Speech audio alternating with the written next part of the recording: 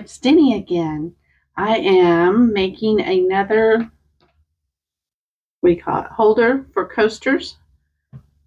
I'm making it easier on myself.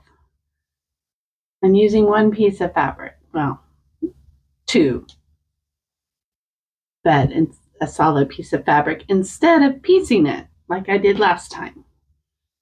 So I could use the Hawaiian fabric. And I was in my little crumb bucket and I had these squares already made. Some of them needed a little extra. And I made these at 5 inches and the other ones were 4. And I think it's a nicer size. And I just put one fabric on the back.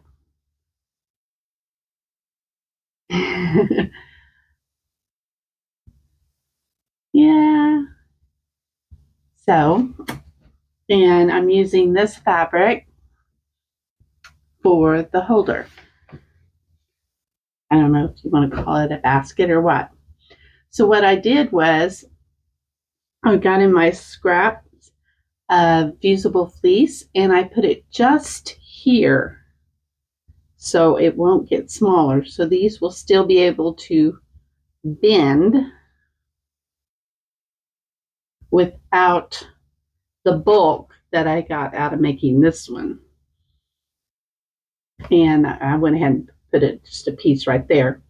So I'm going to sew around this like I would a tote bag, like I told you before. So I'm going to sew down the sides, down the bottom, and just about 1 inch on each side. And then, we're going to do the corners. And then we'll turn it inside out. Okay, let's try this.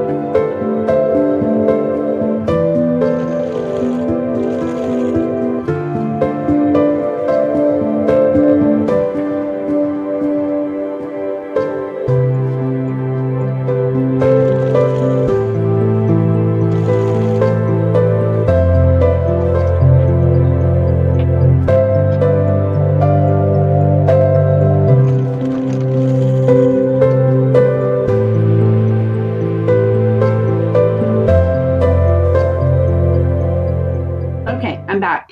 I just wanted to show you that I pinned all my corners, my little triangle corners, and I still have my opening to turn it inside out. Okay, now I'm just going to sew the corners.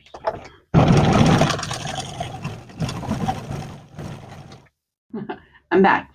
I went ahead and sewn those corners. I know it looks really wide, but it's time to turn it inside out as I knock everything over. That's it. Let's turn it inside out.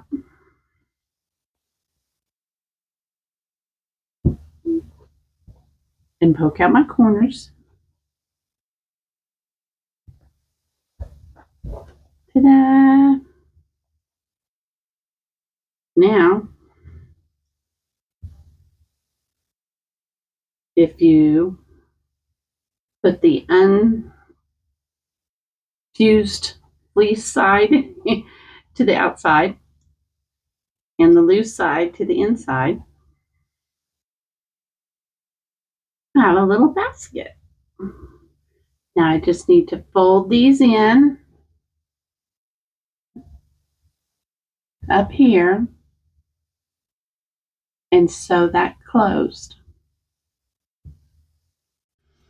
All done. I top stitched around,